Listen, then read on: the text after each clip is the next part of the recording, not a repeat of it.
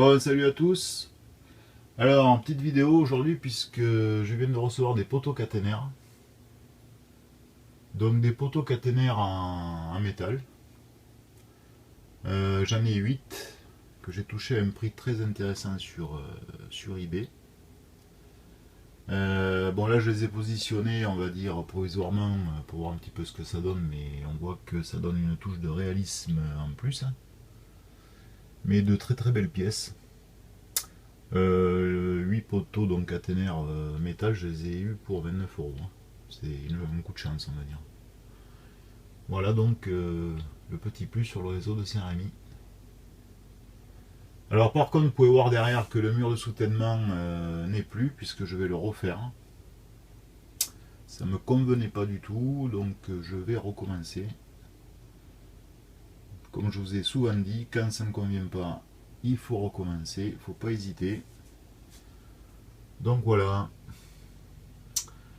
Sinon, on va se retrouver sur l'établi, puisque je suis en train de travailler actuellement sur des bordures de quai en plâtre. Et je vais vous expliquer ça vite fait pour donner la petite astuce. Allez, sur ce, je vous dis à de suite. Bon, allez, on se retrouve sur l'établi. Donc, comme je vous expliquais tout à l'heure, je suis en train de travailler sur des bordures de quai en plâtre. Donc, du plâtre, j'utilise du plâtre de Paris. Ces bordures de quai font 1 cm de hauteur. Au niveau de l'épaisseur, j'ai choisi, ça fait à peu près 4 mm. D'accord. Bon là, il vient d'être démoulé, donc il va falloir enlever, vous voyez, les petits surplus. Il va falloir tracer aussi les bordures. Alors qu'est-ce que j'utilise pour ça? Donc comme je vous dis, du plâtre de Paris. Et j'utilise un petit moule que j'ai fait dans du polystyrène extrudé, comme d'habitude. Vous voyez, je mets du papier alu,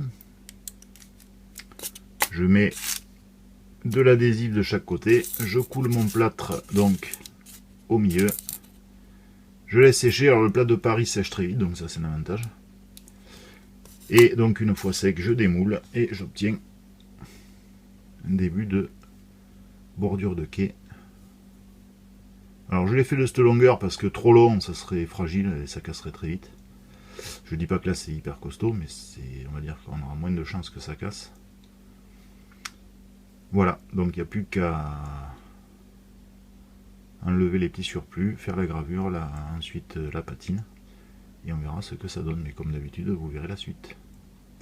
Voilà, donc petite astuce vite fait, hein, un bout de polystyrène extrudé. Hop, vous faites ça. Voilà ce que ça donne. Allez, je vous dis à bientôt. Merci à tous les nouveaux abonnés. Allez, à plus. Ciao.